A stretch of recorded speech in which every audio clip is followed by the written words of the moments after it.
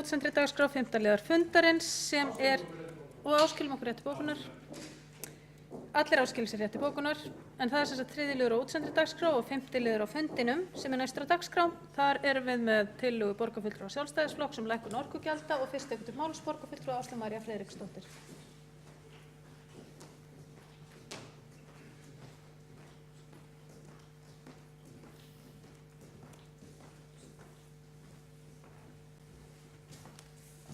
Forseti, borgarfulltrúar. Ég ætla að fylgja tillögu okkar lækkun orkugjalda og hlaði. Hún hljóðar svo, með leyfi forseta. Borgarstjórn beinir því til stjórnar Orkuveitu Reykjavíkur að skoða og gera áætlun hvernig og hvenær lækka megi orkugjöld á heimili.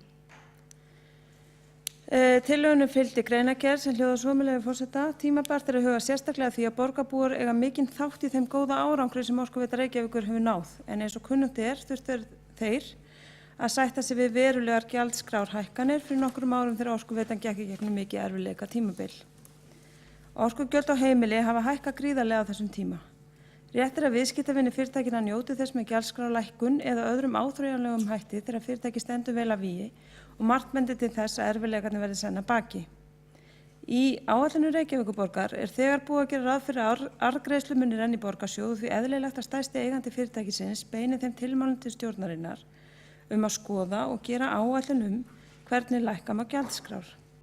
Tillögu sama efnis var vísað til borgarráðs fyrir 10 mánuðum síðan og hefur legið þar óafgreidd. Tilvitnun lýkur. Þetta að því leytinu til svona samskonar mál og var hér dagskrá áður, en okkur finnst eins og verið sé að grafa mál með því að vísa þeim til borgarráðs þar sem þau eru ekki afgreidd, það er ekki þau rætt og það er verið að hlífa sig við því að taka pólitískar ákvarðanir. Ég get ekki séð neitt annað en það í þessu máli til dæmis. Við mótmæltum því á sínum tíma að tillögunni yrði vísað til borgarráðs að því okkur fannst hún eiga heima hér í þessum sal. Þetta snýst og fjallar að við vísum þessari tillögu til stjórnar Orkuveitunnar sem að mun svo skoða máli betur en ekki að fara að grafa máli lifandi í skjalageymslum borgarráðs. Við erum stærsti eigandi félagsins og við eigum að senda skýr skilaboð. Íbúarnir tóku á sig miklar álögur á sínum tíma og ég veit að borgarstjóri mun líklega mótmæla því eins og gerði síðast þegar við höfum málið til umræðu. En við nánari athugun og ég bara búin að skoða þetta mál, þá verður bara ekkert annað sagt. Það bara orkugjöld hafa hækkað gríðarlega, bara vatns- og fráveitugjöldin sem eru einokunargjöld, ekki samkeppnisgjöld. Og við gætum sagt þessu svo að þarna verður til dæmis hægt að skoða hvort það mætti lækka álögur, þó að við getum kannski ekki gert það í samkeppnisrekstrinum. Þá hafa gjöldin hækkað miklu meira en neysluvísitala hefur sýnt og það bara ástæða til þess að íbúar fái eins og borgarsjóður ætlar að fá að njóta samkvæmt 5 ára áætlun meirihlutans þar sem hann hefur skrifað inn arðgreiðslur frá félaginu til þess að nýta í sinn rekstur sem auðvitað sjálfsagt. En þá alveg jafn sanngjarnt og eðlilegt að spyrja sig á ekki líka að skoða hvernig við mætum heimilunum. Eiga þau alltaf að taka álögurnar á sig og fá enga leiðréttingar. Á það alltaf að vera þannig. Þetta bara einföld pólitísk spurning, af hverju svarið en ekki bara núna? Í stað þess að halda áfram að vísa málum þangað sem við heyrum svo ekkert þau meir. Annað auðvitað í þessu máli og það að orkugjöldin eru vænt partur af húsnæðiskostnaði. Og hér situr meirihluti sem hefur mikið gengið fyrir því að vilja lækka húsnæðiskostnað íbúa.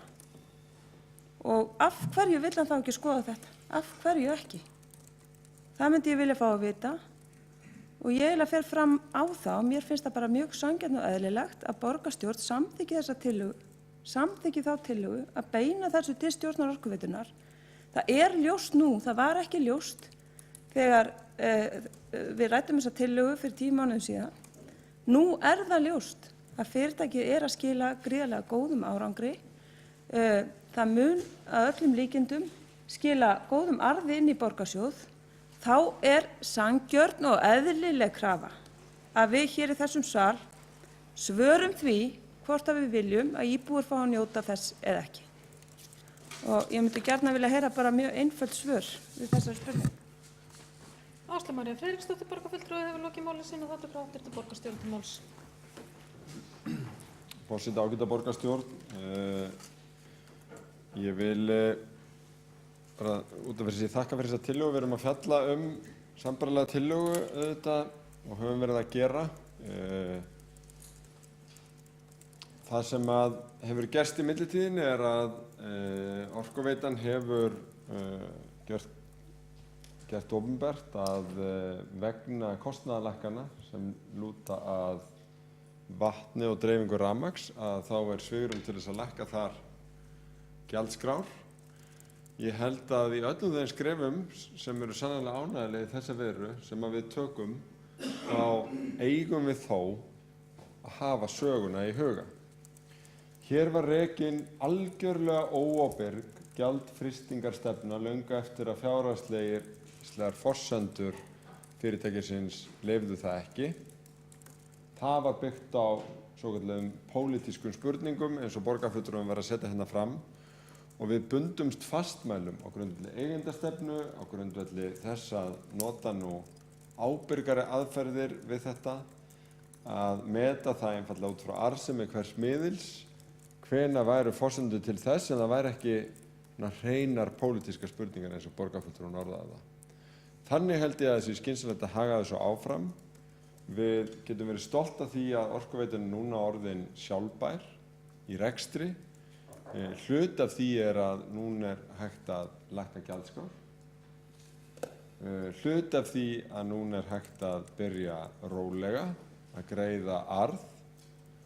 Og hvorutveggja hefur verið algjör samstaða. Bæði það að hafa ekki gjaldskrárnar hærri en þörfur á og að greiða arð eins og tilefnið til og eðlilegt er. Og þess vegna legg ég til að þetta fái bara þá ítarlegu umfjöllun sem að nauðsynlegt er. Ég vil minna borgarstjórn á það að ein af áhættunum sem að greiningarfyrirtækin hafa nefnt varðandi Orkuveituna að taki sig aftur upp gamla óábyrga hegðunin, að lofa bara kjósendum með einhverjum lækkunum sem enginn fótur fyrir, þannig að þetta þarf að skoða bara mjög vandlega. Og það ábyrgðarhluti af okkur sem langstærstu eigendur að senda svona skilaboð án þess að kanna forsendur þess áður. Og þess vegna legg ég til að þessu verið víst til borgarráðs. Hv. borgarstjóra hefur lokið máli sínu og Áslaug María Friðriksdóttir, borgarfulltrúi, hefur óskað eftir að veita andsvar við ræðu borgarstjóra.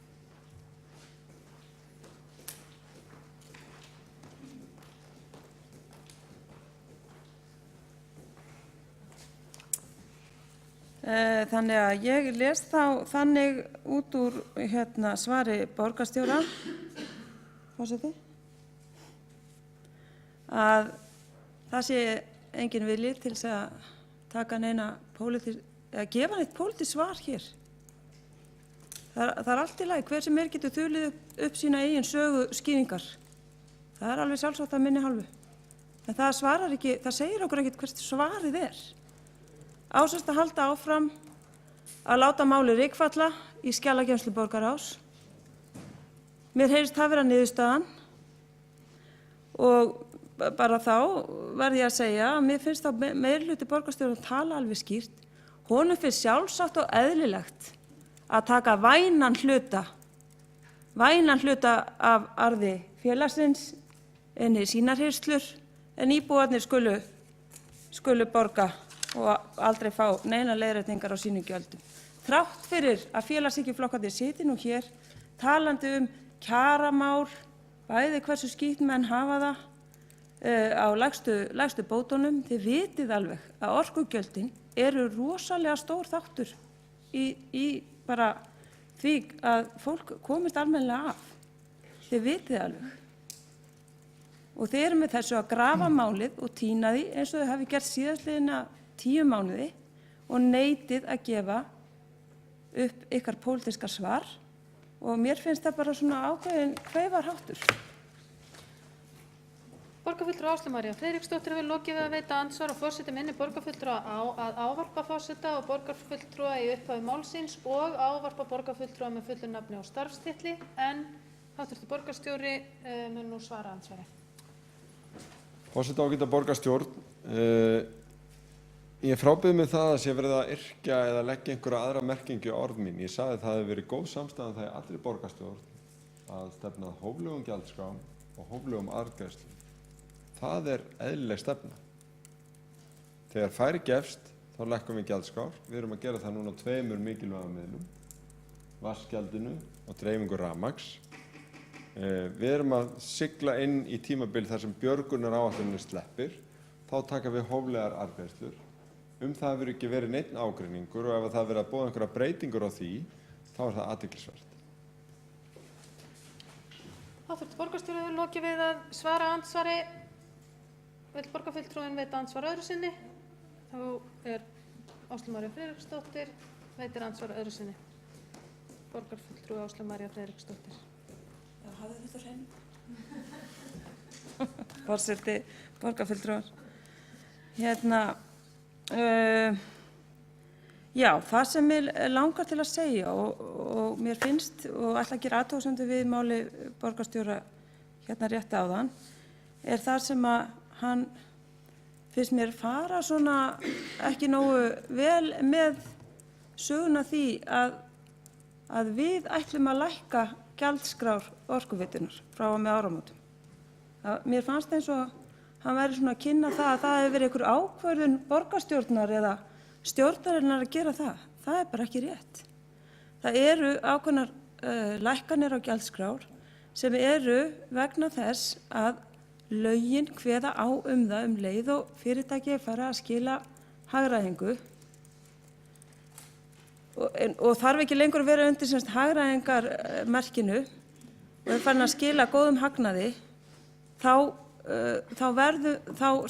falla niður þessi hagræðingarmörk sem að fyrirtæki hefur fengið að hafa og þess vegna fengið að hafa gjaldskrár í hærra lagi samkvæmt lögum. Það nú að falla niður vegna þess að félagi gengur betur. Þess vegna eru það lögin sem kveða þessar lækkanir og hafa nákvæmlega ekkert með ákvörðun borgarstjórnar að gera í að stjórnar fyrirtækisins.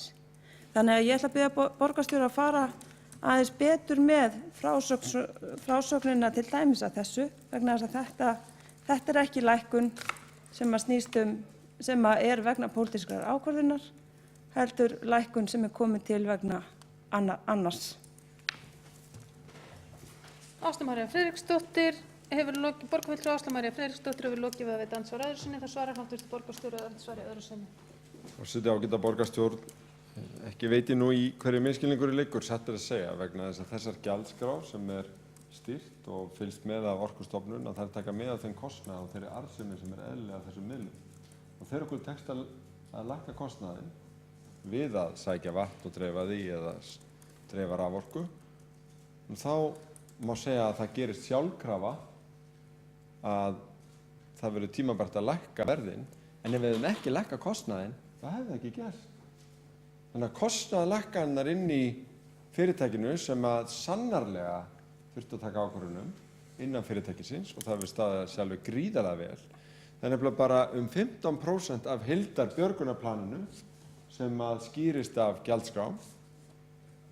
85% eru vegna alls kyns kostnaðarlækkana. Og þetta verðum við bara að hafa í huga og halda til haga því að það mátti skilja borgarfulltrúann þannig að bætt staða Orkuveitunar hefði fyrst og fremst byggt á breytingum og gjaldskrám, en svo það sjálfsögðu alls ekki. Hv. borgarstjóri hefur lokið við að svara andsvari öðru sinni. Þá mun borgarfulltrúi Áslaug María Friðriksdóttir gera stutta athugasemd.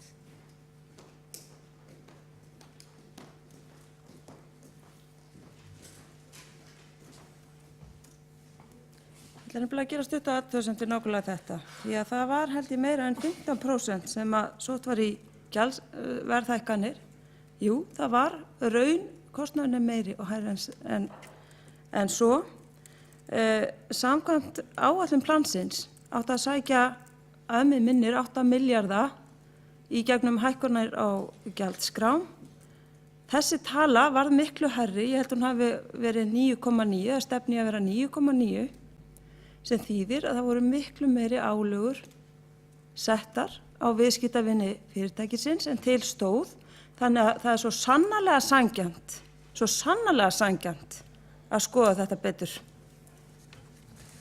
Ásdís María Friðriksdóttir, borgarfulltrúi, lokið að gera stutta athugasemd og forseti minni borgarfulltrúa á að ávarpa forseta og borgarstjórn í upphafi málsins. Þá er háttvirtur borgarstjóri sem að gera stutta athugasemd. Forseti, ágæta borgarstjórn. Ég er satt að segja kannast ekki við að gjaldskrár hafi verið hækkaðar meira en til stóð eins og borgarfulltrúinn orðar það. Þvert á móti þá voru þær hækkaðar í upphafi og áttu sín að taka verðlagsbreytingum ársfjórðungslega ef ég man þetta rétt. Það veitir enda þannig til að borgarfulltrúinn hefur átt sæti í stjórn Orkuveitunnar og getur upplýst borgarstjórn þá í hversu mörg skipti borgarfulltrúinn hefur gert ágreining þróun gjaldskráa innan Orkuveitunnar á þessum tíma. Er það einhvern tímann? Nei, ég held að sé aldrei. Ég held að hafi verið nefnilega verið full sátt stefnuna þessu leit og það er vel. Það er hluti af þeim ábyrgu vinnubrögðum sem við höfum tekið upp eftir erfiðleika Orkuveitunnar.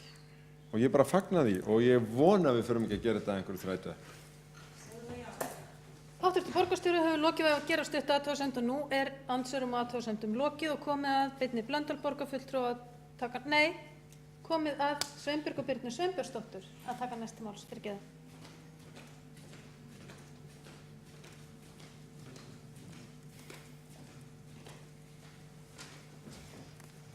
Frú forseti, ágæta borgarstjórn. Stofna verið skjaldið. Já, ég þakka fyrir þessa tillögu sem hér er komið fram og svo umræða sem átt hefur sér stað. Og mér langar að byrja því að segja, mér finnst mjög mikilvægt að við séum ekki bara hér á opinberu vettvangi fyrir opnu tjöldum í ljósi gagnsæis og alls þessa að ræða forgangsmál, heldur við séum og niðurskur, heldur við séum að líka að ræða hvernig við ætlum að ráðstafa tekjum. Og þessi umræða sem að borgarfulltrúi Áslaug Friðriksdóttir og borgarstjóri áttu þar sem að borgarfulltrúi Áslaug Friðriksdóttir er að óska eftir pólitískum svörum við því hvort að það verði ekki örugglega lækkað gjaldskrár. Það skipta raunverulega miklu máli fyrir okkur vegna þess að sem betur fer og þá hefur gengið vel að framfylgja svokölluðu plani sem lagt var upp með og eiga þar allir borgarfulltrúar, embættismenn og starfsmenn þakkir skyldar sem að hafa komið. En það liggur líka fyrir að nú er farið að koma græðgisljóð í eigendur Orkuveitunar og vilja fara að fá til sín arð. Í þessari arðsumræðu sem að líka var tekin fyrir á mjög áhugaverðum fundi okkar borgarfulltrúa og einhver embættismanna í Höfða í síðustu viku. Þá voru sett fram svona arðgreiðslu markmið. Það sem mér fannst vanta í þessi arðgreiðslu markmið og það er umræða sem þar var og ég reyndar spurði forstjóri Orkuveitunar út í þetta og það hafa fengið skýr svör er að mér finnst áður en að vera að fara að taka ákvörðun það hvort að við séum fara að greiða út arð eða sem þýðir það að peningarnir eru að renna til ráðstöfunar fyrir okkur en ekki að lækka greiðslurnar eða þau gjöld sem að felast í orku og vatns- og fráveitugjöldum að þá eru við raunverulega að taka ákvörðun það hvað við ætlum að ráðstafa þessum fjármunum og það er alveg rétt sem borgarfulltrúi Áslaug Friðriksdóttir sagði að það er engin láglaunafólk og hálaunafólk er að borga alveg jafn mikið í sjóði Orkuveitunar og það vegur þyngra í pyngju láglaunafólks þegar eru þessar hækkanir sem hafa verið gerðar. En það er nú eins og þannig að stór fyrirtæki eins og Orkuveitan að það er ekkert óeðlilegt að það er gerð krafa það að hún myndi verið látið standa álagspróf. Hvað er álagspróf? Fjármálaeftirlitið til dæmis gerir álagspróf með reglumbundnum hætti á bönkunum eða fjármálafyrirtækjum. þar sem að það athugað hvort að þau standist áföll í formi til dæmis lækkunar á eignum, lækkunar á markaðsskuldabréfum, vaxtafrystingum, virðisrýrnun, fullnustueignum, áhrifin á gengi íslensku krónunnar og síðast en ekki síst náttúrulega spilar álverði mjög stóran þátt í tekjum, álver og gengi hjá Orkuveitunni. Þannig að ég áskil mér rétti til bókunar þar sem að Framsókn og flugvallavinir eiga ekki fulltrúa í stjórn Orkuveitunnar og höfum þar af leiðandi ekki tækifæri til þess að gera bókanir á þeim fundum, að það sem við áréttum að við teljum rétt að álagspróf verði framkvæmt á Orkuveitunni áður en til arðgreiðslu kemur og áður heldur en ákvörðun verður tekin lækkun gjaldskrár. Ég held að þetta sé mjög mikilvægt. En á fundi borgarstjórnar 17. nóvember þá var lagð fram tillaga Sjálfstæðisflokksins sem var svo að þetta beina því til stjórnar Orkuveitu Reykjavíkur að skoða hvernig og hvenær lækka með orkugjöld á heimilin. Og í framhaldi af því að þá bókuðum við hjá Framsókn og flugvallavinum eftirfarandi með leyfi forseta. Orkuveita Reykjavíkur hækkaði verulega orkugjöld til heimilanna vegna slæmrar fjárhagsstöðu sinnar. Staða Orkuveitunnar hefur batnað verulega og því held að sú lækkun verði látin ganga til baka. Og við þessa bókun náttúrulega stöndum við algjörlega en teljum aftur á móti áður en ákvörðun verið teknar þá verði þetta álagspróf framkvæmt. Ég ætla síðan ekki að ég held bara að mál mitt hafi verið skýrt með það hver afstæða mín í þessu máli, að ég vil raunverulega hvorki arðsútgreiðslur né gjaldskrárlækkanir fyrir en álagspróf hefur verið framkvæmt. Ég held að það sé varfærni, það sé góð stjórnsýsla, við séum að sýna mikla ábyrgð í ráðstöfun fjármuna með því að gera þetta. En á sama tíma og ég stend uppi þá ætla það sem betur fer ekki oft sem að það verða banaslys hjá einhverjum starfsmanni okkar hjá Reykjavíkurborg með dótturfyrirtækjum og ég ætla þess vegna að taka mér það bessaleyfi að votta aðstandendum þess starfsmanns sem að lést hjá Veitum við að færa heimtaug Byggstraum og Kapli í fyrirtæki sem að við berum ábyrgð á og samúð mína. Takk fyrir. Sveinbjörg Birna Sveinbjörnsdóttir, borgarfulltrúi, hefur lokið máli sínu og hv. borgarstjóri veitir þá andsvar við ræðu borgarfulltrúans. Forseti, ágæta borgarstjórn, ég vil taka undir samúðar kveðjur borgarfulltrúans og held að við mælum þar fyrir mun allrar borgarstjórnar og bæði gríðarleg í raun áfall að starfsmaður látist og mjög mikilvægt að fyrirtæki fari yfir það í kjölfarið allt verklag sem þessu tengdist. En hugur okkar að sjálfsögðu hjá nákomnum og fjölskyldun og nánasta samstarfsfólki. Ég vil líka hrósa borgarfulltrúnum fyrir nálgun í þessu máli og áherslu á álagspróf sem hluta verklag í þessu öllu, bæði varðandi 5 ára áætlun og sérstaklega arðgreiðslurnar. Þannig virka þessi fjárhagslegu markmið og ég hefði nánast getað flutt þessa ræðu sjálfur, þessu verður fylgt eftir. Hv. borgarstjóri hefur lokið að veita andsvar, þá andsvarum lokið og Björn Blöndal, borgarfulltrúi, tekur næsta til máls.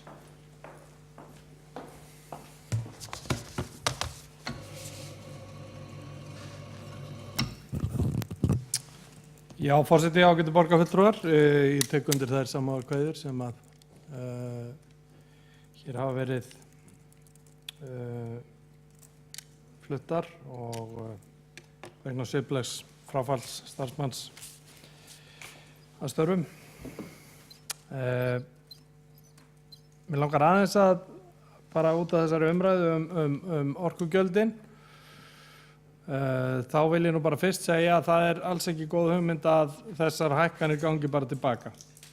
Það bara slæm hugmynd því að gjaldskrár voru allt of lágar og hluti af slæmri stöðu Orkuveitunnar og slæmu í raun og veru mati þeirra aðila sem að meta styrk fyrirtækja og þeirra sem lána var þessi frysting gjaldskrár. og fyrir vikið þá lækkaði lánshæfi fyrirtækisins mjög verulega og hefði verið miklu betra í raun og veru fyrir alla á sínum tíma ef það hefði bara verið horfst í augu við að gjaldskráirnar þurftu að hækka og það sem var síðan gert sem hluta af planinu og hluta af eigendastefnunni var að setja fjárhagslega mælikvarða á miðla og í raun og veru þá stendur þetta allt í eigendastefnunni. Þetta liður 6.1 í eigendastefnu sem heitir fjárhagsleg markmið og ég ætla með leyfi forseta að lesa þennan hluta eigendastefnunar. Stjórn og stjórnendur fyrirtækisins bera sína ráðdeild í rekstri og fjárfestingum. Arðstefna Orkuveitu Reykjavíkur skal skila eigendum ávöxtun á fjármagn sem bundið í fyrirtækinu í samræmi við það áhættu sem fólgin í rekstri og fjármögnun fyrirtækisins. Arðsemi fjármagn skal að lágmarki vera umfram fjármagnskostnað fyrirtækisins sem nemur eðlilegu áhættu álagi í samræmi við rekstrarumhverfi Orkuveitu Reykjavíkur. Orkuveita Reykjavíkur skal innleiða mælikvarða sem sýna hvernig arðsemiskröfu eigenda mætt að teknu tilliti til áhættu þeirra af ábyrgðum vegna fyrirtækisins. Skal arðsemiskrafan greind eftir starfsþáttum, áhættu hvers starfsþáttar og fjármögnun hans. Tillaga stjórnar og greinargerð arðsemi og fjárhagsmælikvarða skal lögð fyrir eigendafundi staðfestingar. Stjórn Orkuveitu Reykjavíkur skal gera tillögu til eigendafundar arðgreiðslustefnu sem felur í sér að arður jafnaði greiddur út til eigenda að fjárhagslegum skilyrðum uppfylltum, meðal annars að fjárhagslegur styrkleiki fyrirtækisins nægur og nægt laust fé sé til staðar til reksturs og fjárfestingarfélagsins. Tilvitnun lýkur. Þetta er liður 6.1 í eigendastefnunni og svarar öllum spurningum sem þarf. Hver miðill þarf að standa undir sér, gjaldskrá tekur mið af því. Það er mjög einfalt. Mér þykir miður að borgarfulltrúi Sveinbjörg Birna Sveinbjörnsdóttir hafi komið hér upp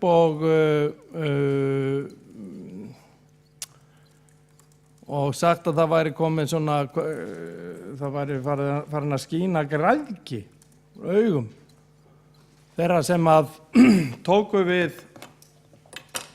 flakinu Orkuveitu Reykjavíkur og áttu stóran þátt í því með pólitískum ákvörðum að snúa því til betri vegar. Það er engin græðgi, þannig að það er mjög eðlilegt að þegar að hagur fyrirtækisins vænkar þá greiði það eðlilegan arð. Það er engin græðgi í því. Og það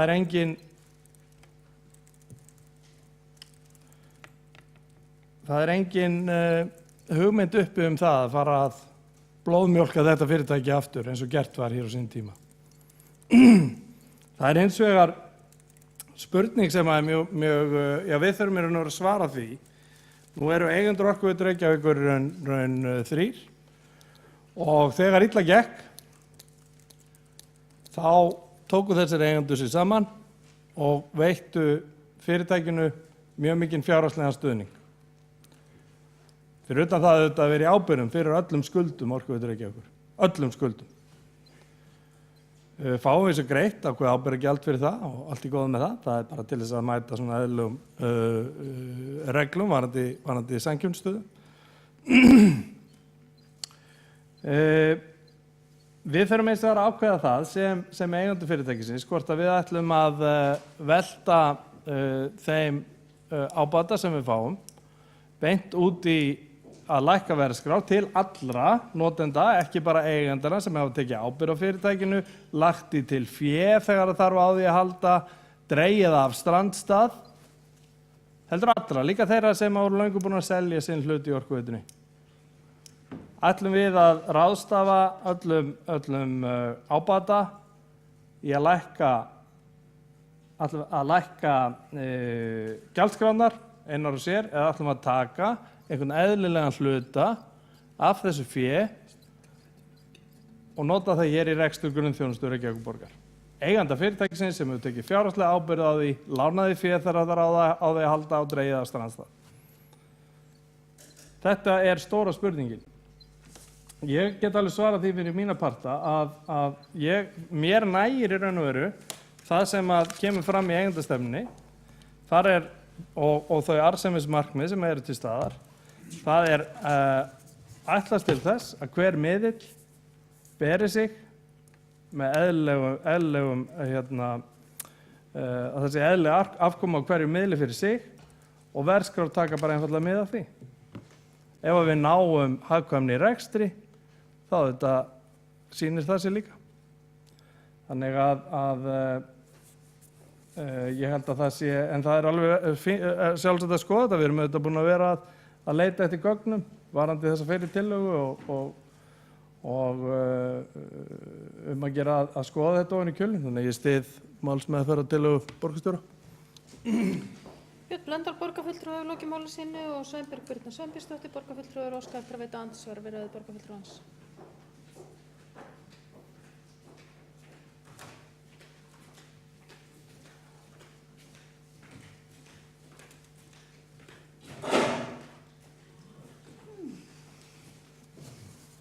Forseti, ágæta borgarstjórn, ég þakka borgarfulltrúanum Birni Blöndal fyrir þetta innlegg. Sko, þegar hann kemur inn og talar, kemur upp og talar að það sé kannski eðlilegt, og þetta er bara spurning sem ég alveg rétt að við vettum upp, að með við það hvað hann hefur staðið sér svakalega vel í að stjórna Orkuveitinu og framfylgja planinu, þó svo ég hef notað orðið græðgi hérna áðan. Sko, hérna, hvað ætlum við að taka út mikið narð? Þessa umræðu vil ég að við tökum hérna í borgarstjórn að einhverju leyti, þó svo auðvitað verður endalega ákvörðun tekin af eigendum Orkuveitunar og á fundi Orkuveitunar. En þú veist, það voru 12 milljarðar lánaðir. Þeir hafa verið vaxtareiknar og með ábyrgðargjaldi. Það er líka endurgjald fyrir það sem kemur hérna, það sem er vel gert.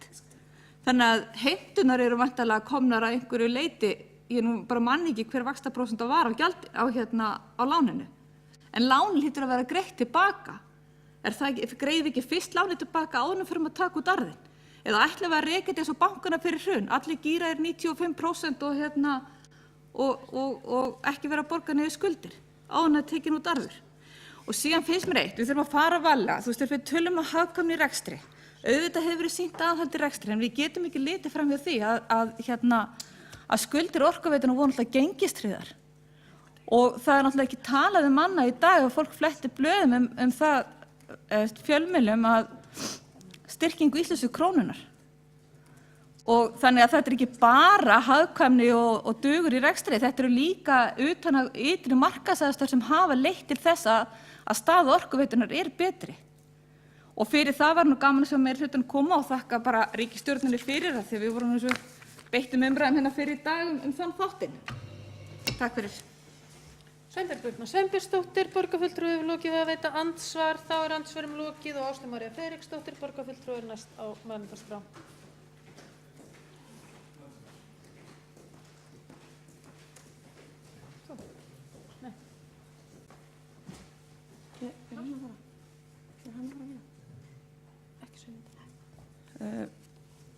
Forseti. Herðu, mér langar að þakka kærlega fyrir þau svör sem koma þetta fram í andsvörunum hér á undan mér.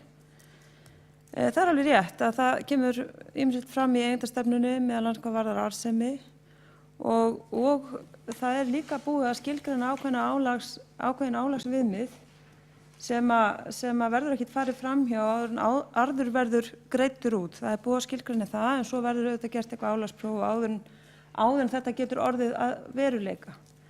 En líkur eru samt á að félagið standi það vel að það muni geta gefið af sér arð sem er frábært. Og það standi líka það vel að við getum endurskoðað eða allavega farið í að skoða hvort að við getum gert bara svona af sanngirnis ástæðum farið í að skoða hvort að of miklar álögur hafi verið lagðar á íbúa. Hér er mjög mikið búið að tala að við hér sem stóðum að planinu höfum staðið okkur vel og fyrirtæki hafi staðið sér vel. Fyrirtæki hafi verið dregið að landi og svo framvegis og það er auðvitað búið að tala um þetta í gegnum árin enda þykir mikil og góð rós í hnappagatið á meirihlutanum að hafa gert þetta á sínum tíma. Við höfum allan tíman staðið með þessu og þess vegna erum við ekki að tala um breytingar á gjaldskrár fyrir en núna. Og það er ákvörðun sem þarf að taka í þessum sal. Hún verður ekki tekin inn í fyrirtækinu vegna þess að stefnumörkun fyrirtækisins hefur ekki rými til þess. Ákvörðunin verður að koma frá eigendunum og þess vegna erum við að kalla það fram hér. Mér fannst hins vegar borgarfulltrúi Björn Blöndal svara nokkuð skýrt. Honum finnst ekki endilega, samt reyndar dró hann aðeins í landi í restina á svari sínu, honum finnst ekki endilega nein sanngirni í því að við förum að skoða álögur á íbúa. Mér fannst því svona helst lesa það. Heldur að væri bara, sá lagalegi rammi sem við hefðum núna væri rauninni réttlátur. Ég veit það ekki. Ég vil fyrst sjá gögnum það árin ákveð það. Þess vegna ég að leggja fram tillöguna. Og mér finnst að við séum búin að fá vonda reynslu af því að vísa tillögunni í borgarráð og við höfum bara samþykkja hana hér. Í 10 mánuði bólar ekki á neinu. Það bólar ekki á neinu. Við getum ekki unnið málið áfram. Nú líður á því að arðgreiðslurnar fara væntanlega að raungerast. Ætlar meirihlutin ekkert að svara því hvort hann vill þetta ekki pólitískt. Þetta snýst bara eina setningu. Við erum ekki einu sinni að tala hvort að þið viljið þetta ekki, en viljið láta skoða þetta, það fjallar tillagan. Viljið láta skoða hvort það eru sanngirnisrök fyrir því að lækka álögur á heimilin. Með því að vísa þessu borgarráð aftur eftir 10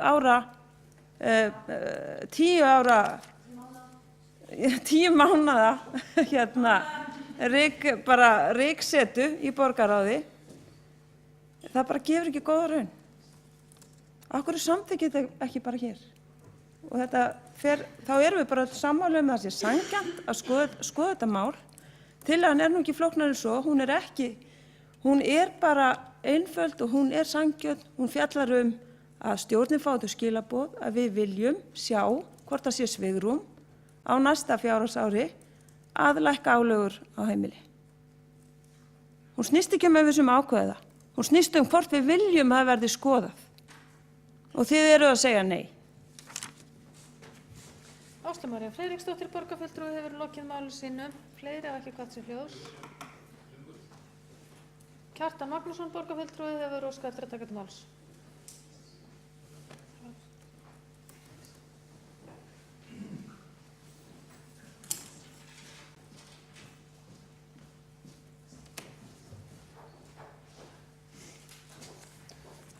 Forseti, góðir borgarfulltrúar, hér hafa farið fram að mörgu leyti bara góðar og upplýsandi umræður orkuveituna og þetta stóra mál, hvernig haga málum eftir að áætluninni eða planinu lýkur og þá skapast vissulega svigrúm til lækkunar orkugjalda eða nýta fjármunni í annað eins og hér var líka nefnt að væri hægt. Nú það auðvitað tekundi það sem hjá þeim sem hafa sagt það að það auðvitað var rétt að fagna því að Orkuveitan sé að komast í mjög góða stöðu. Á síðasta stjórnarfundi þá fórum við yfir þennan árangur og sem náðst hefur í rekstri fyrirtækja og samstæðunar núna á fyrstu 6 mánuðum ársins. Þetta uppgjör sýnir betri afkomu en náðst hefur árabil og stjórnarmenn þeir þökkuðu allir starfsfólki Orkuveituna sérstaklega fyrir þátt að sé þessum góða árangri sem hefur náðst og á sama tíma og þjónustu ef orkunótendur hefur verið traust og kannanir sýna að ánægja þeirra með þjónustu fyrirtækjanna mikil. Nú og við fulltrúar Sjálfstæðisflokksins í stjórninni við bættum því við að við þökkuðum viðskiptavinum Orkuveitunar sérstaklega fyrir þeirra þátt í þessum góða árangri en eins og við vitum þá þurftu þeir að sætta sig við verulegar gjaldskrárhækkanir fyrir nokkrum árum þegar að Orkuveitan glímdi við mikla erfiðleika og við bókum jafnframt að það var rétt að viðskiptavinir fyrirtækina njóti þess með gjaldskrárlækkun eða öðrum áþreifanlegum hætti þegar fyrirtæki stendur vel að vígi og margt bendi til þess að erfiðleikarnir verið sennað baki. Og við teljum að með öðrum orðum að sé tímabært að viðskiptavinir okkar njóti sterkar stöðunar, alveg eins og þeir þurftu að gjalda fyrir það þegar fyrirtækið stóð illa, og töldum æskilegt að þess sjáist merki fjárhagsáætlun ársins 2017. Það er auðvitað ekki sama hvernig við förum að þessu, en það er hins vegar ekkert að því að ávarpa það, og það sýnir bara ákveðna framsýni að hafa, eins og Áslaug kom hér inn á áðan, að hafa Áslaug Friðriksdóttir borgarfulltrúi hefur talað í kvöld og hefur talað áður, að það er ekkert að því að við sem framsýnt stjórnvald við lítum á það, ræðum það og gerum áætlun það hvernig við sjáum að framtíð fyrirtækisins og hvernig gjaldskrárstefnunni verður háttað. Það er hins vegar alveg rétt sem borgarstjóri bendir á að það verður stíga varlega til jarðar og það verður að líta vel á alla fjárhagslega mælikvarða. Það verður að gera áhættupróf áður en stórar ákvarðanir teknar svo framvegis. Og það hefur bara, þegar við að ræða þessi áhættupróf og undirbúningur á þessum fjárhagslegu mælikvörðum, þá hefur bara ljómandi vel verið staðið að þessum þáttum á vettvangi Orkuveitunnar, og ég fullyrði að hjá stjórnendum og stjórn þá fá þessi atriði mjög gott rými. Það er líka rétt sem borgarstjóri segir að við verðum að hafa söguna í huga þegar við tökum ákvarðanir inn í framtíðina, og það er auðvitað bara ágætt að ræða þau mál hér í borgarstjórn, kannski oftar en gert hefur verið. Hann talaði óábyrga gjaldfrystingarstefnu, og það er alveg rétt að það var ákveðin gjaldfrysting í gangi hjá Orkuveitunni á árunum frá haustmánuðum 2008 til haustmánuða 2010. En það er það bara rétt að menn hafi í huga að ég hygg að allir í borgarstjórn hafi stutt á gjaldfrystingarstefnu, miskusti framan af og borið ábyrgð á henni, og ég man eftir því að því hefur jafnvel verið haldið fram að gjöld í Orkuveitunni hafi ekki hækkað árum saman fyrir hrunið. Það var það ekki rétt að heita vatni hækkaði til dæmis 10% í september 2008, og ég man vel eftir hérna í borgarstjórn þegar það mál kom til umræðu hér og það var svona hrunilega skella á. Það var það fyrsta sem reyni var rætt máli, það var gagnrýni borgarfulltrúa Samfylkingarinnar á þá gjaldskrárhækkun sem var 10% í september 2008. Og ég hef nú ekki boðið í það að við hefum þó ekki haft þessa hækkun inni, en síðan fórast ákveðið starf hérna á vegum borgarstjórnar sem allir flokkar tóku þátt í, náðist samstaða furðu marga hluti til að bregðast við í hruninu, og eitt af því var þetta, það er gjaldskrárfrysting, og ég man ekki betur en allir flokkar hefðu rauninni stutt það, en síðan auðvitað eftir því sem leið á, það getur ekkert fyrirtæki verið í gjaldfrystingu til eilíðar, þegar það var farið út í þessa gjaldfrystingu vegna þess að menn töldu að fyrirtæki myndi þola það, og ekki bara á þessum gjöldum heldur öllum öðrum gjaldskrár borgarinnar. En það var alveg morgun ljóst borgarfulltrúum á þeim tíma að engin gjaldfrysting getur staðið til eilíðar, og þetta var auðvitað bara spurning hvenær þessari gjaldfrystingu svokölluðu yrði aflétt. Og það gerist á árinu 2010. Þetta var rætt í kosningunum, það hafði verið rætt það einhverju sambandi að þetta úr árið 2010, og ég held að gjöldin hafi síðan hækkað aftur í október 2010 mann rétt, en það var alveg ljóst í hugum okkar borgarfulltrúa Sjálfstæðisflokksins sem studdum ekki þá hækkun á þeim tímapunkti að við töldum að þyrfti að vera veruleg hækkun þá strax áramótin. Þannig að þetta var, þegar maður horfði á til baksýnisspeglinum, þá sá maður þetta gat verið spurningu einhverja mánuði, og svo var þetta líka spurningu það hvað hækkanirnar ætti að koma fljótt inn, hvort það ætti að vera bara hækkun upp á 20% strax, eða hvort það verið hægt að dreifa þessum hækkunum á einhver ár. Og það er bara rauninni saga hvernig var staðið að því, og það hefur ræst vel úr málum fyrirtækisins. Rétt að taka fram að sumir báru út að ríkissjóður að fyrirtæki væri gjaldþrota, það var ekki alveg rétt, meira segja áður en gjöld voru hækkuð að nýju, meira segja meðan á gjaldfrystingunni stóð, þá fékk fyrirtækið lán hjá erlendum bönkum. Það var ekki verst statt en svo, En eins vegar þetta skiptir miklu máli að fá þessar hækkanir, hvort sem það komið nokkrum mánuðum fyrir eða seinna. Og síðan á árinu 2011 þá var smíðað þetta svokallaða planið áætlun, sem að mörgu leyti bara ljómandi gott, og ég myndi segja bara hafi verið eitt heiti yfir það er aðhaldsaðgerðir sem kannski mjög margir sá að það er að grípa til. Mjög margt í planinu hefur gengið mjög vel eftir, ekki kannski alveg nákvæmt að segja að 15% séu gjaldskrárhækkanir af því og 85% kostnaðarlækkun. Stór hluti af því var frestun framkvæmda sem þurfti að fara í, kannski verið að fara í núna, og svo var þarna sala á Orkuveituhúsinu inni sem á deilum hvort þessi sala eða leiga og svo framvegis.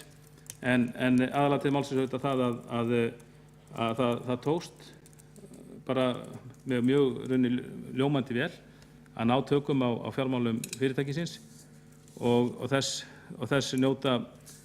njótum við nú og þess að auðvitað Reykvíkingar og aðrir viðskiptavinir Orkuveitunnar að njóta. Svo er þetta bara spurning í hvaða hlutföllum þetta er.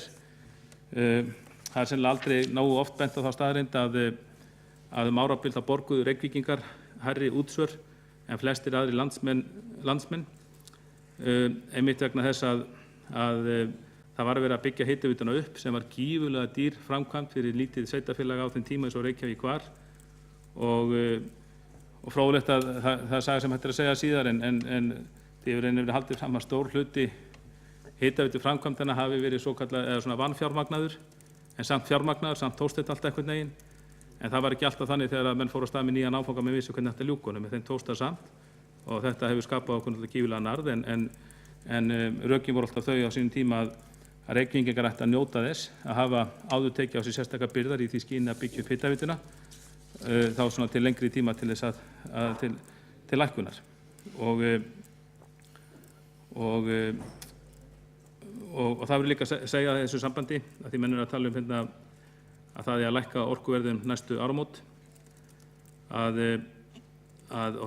það er rétt, það gerist í einhverju mæli og það var sendt út tilkynningum það daginn og ég held að hún hafi ekki valdið neinu skjálfta á mörkuðum þannig að ég held að það sé bara gömnu góð að menn áætla og gerir sér svona grein fyrir hvaða lækkanir er hægt að fara í auðvitað verður ekkert gífurlega stóra hækkanir að ræða strax og það vil líka sést eins og að þessar hækkanir næstu áramót þær stýrast ekki beinlínis af örlæti það stýrast fyrst og fremst vegna þess sem vatnsgjaldi og dreifingu rafmagns stýrist fyrst og fremst vegna þess að arðurinn af þessum miðlum okkar hann er orðinn svo góður að það er farin að leika vafi á því að við megum rukka eins mikið fyrir það eins og við gerum Þetta er reguleri sem kallað það er fylgst með þessu samkvæmt lögum og reglugerðum og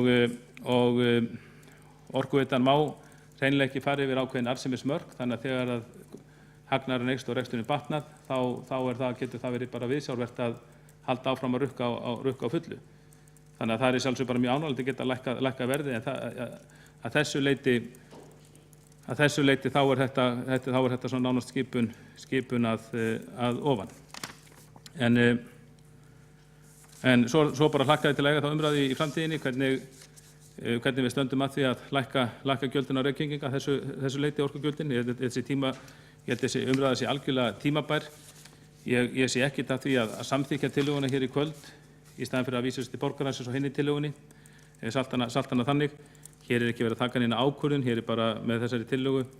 Þá er bara borgarstjórn að bara beina vinsamlegum tilmælum til stjórnar Orkuveitu Reykjavíkur að skoða og gera áætlun hvernig og hvenær lækka megi orkugjöld á heimili.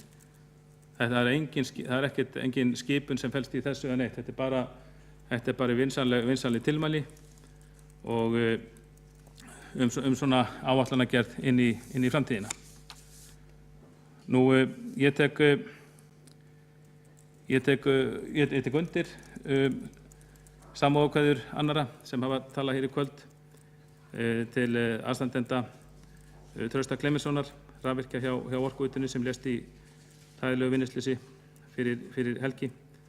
Hann hafði unnið lengi hjá Orkuveitunni, fyrst hjá Rafmagnsveitu Reykjavíkur, síðan Orkuveitunni frá 1988.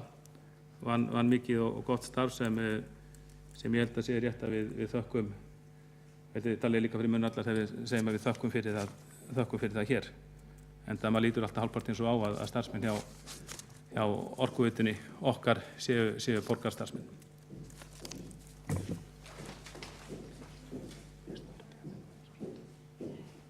Kjartan Magnússon. Ólafsson, borgarfulltrúi, hefur lokið máli sínu.